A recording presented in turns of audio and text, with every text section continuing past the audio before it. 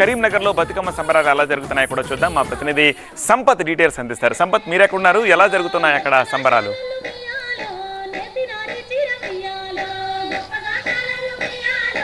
ప్రస్తుతం కరీంనగర్లోని రామచంద్రపూర్ కాలంలో ఉన్న ఇక్కడ ఎంగిలిపూల బతుకమ్మ సందడి కనబడుతుంది. పెద్ద ఎత్తున కూడా మహిళలు బతుకమ్మ ఆటలు ఆడుతున్నారు. పల్లె పట్నం అనే తేడా లేకుండా ఎక్కడ చూసినా సందడి వాతావరణం కూడా కనబడుతుంది. అంటే ఈరోజు ఉదయం నుంచే వివిధ రకాల పూలతో కూడా బతుకమ్మను పేర్చారు. దాదాపుగా రాత్రి 9 గంటల వరకు కూడా బతుకమ్మను కూడా ఆడినారు. మన విజువల్స్ కూడా చూడవచ్చు. పెద్ద ఎత్తున కూడా మహిళలు కూడా పార్టిసిపేట్ అయ్యి బతుకమ్మను కూడా ఆడుతున్నారు. ఇది తెలంగాణలో అత్యంత ముఖ్యమైన పండుగ కాబట్టి ప్రతి మహిళ కూడా ఈ బతుకమ్మలో పాల్గొంటారు. ఈరోజు ఎంగిలి పువ్వుల బతుకమ్మ, దీంతో దాదాపున ఇప్పటికే నైవేద్యము ప్రసాదాన్ని కూడా తయారు చేసి సుమారుగా 2 నుంచి 3 గంటల పాటు బతుకమ్మను ఆడుతారు. తర్వాత నిమజ్జనం కూడా చేస్తారు. అదేవిధంగా గ్రామీణ ప్రాంతాలు కూడా చాలా ఉత్సాహంగా మహిళలు ఈరోజు బతుకమ్మ ఆడుతున్నారు. ఎక్కడ చూసినా ఒక సందడి వాతావరణం అయితే కనబడుతుంది. పూర్తిగా తెలంగాణ సంస్కృతికి ప్రతిబింబించే విధంగా ఈ బతుకమ్మను ఆడుతున్న పూర్తిగా అంగరంగ వైభవంగా బతుకమ్మ వేడుకలు ఉమ్మడి కరీంనగర్ జిల్లాలో ప్రారంభమయ్యాయి.